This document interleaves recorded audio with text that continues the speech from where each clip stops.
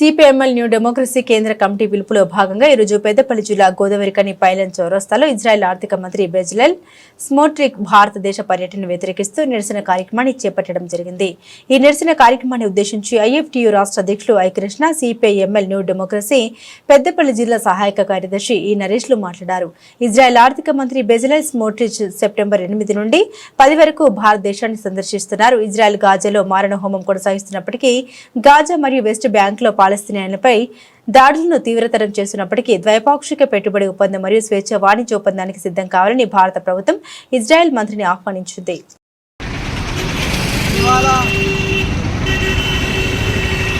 ప్రపంచ దేశాల్లో ఒకటైనటువంటి పాలస్తీనా ప్రజలపై ఇజ్రాయెల్ దేశం అమెరికా అండదండలతో, సామ్రాజ్యవాదం అండదండలతో అక్కడి ప్రజలపై యుద్ధం ప్రకటించి వారి భూభాగాన్ని ఆక్రమించుకోవడానికి, ఇవాళ వారి యొక్క నివాస స్థలాలు, వాళ్ళ భూములు, వాళ్ళ ఆస్తులపైన తీవ్రమైనటువంటి వైమానిక దాడులు నిర్వహిస్తూ ఇవాళ సైన్యం సైన్యాన్ని దించి ఇవాళ ప్రజల జీవితాలతో చెలగాటమాడుతూ ప్రజలను ఊచకోతగోస్తున్నటువంటి ఇజ్రాయెల్ ప్రభుత్వంలో ఆర్థిక మంత్రిగా ఉన్నటువంటి బెజలెల్ ఈ భారత పర్యటనకు ఈ నెల 8 నుంచి 10వ తేదీ వరకు మన భారతదేశంలో పర్యటిస్తున్నాడు.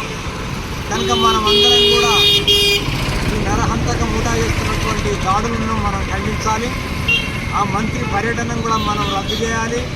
భారత ప్రభుత్వం కూడా వ్యతిరేకించాలని ఇవాళ సిపిఎంఎల్ న్యూ డెమోక్రసీ పార్టీ పిలుపునిచ్చింది. కనుక మన దేశంలో పర్యటిస్తున్నటువంటి బెజలెల్ పర్యటనను ప్రతి ఒక్కరూ మనం ఖండిద్దాం. పాలస్తీనా ప్రజలకు అండగా నిలబడదాం. వాళ్ళ మానవ హననానికి కారణమైనటువంటి సామ్రాజ్యవాద దేశాల యొక్క ప్రజలను ఎదిరిద్దాం. ఈ బెజలెల్ స్మోక్ను తక్షణమే భారత పర్యటన రద్దు చేసుకొని వెనక్కి పోవాల్సిందిగా మేము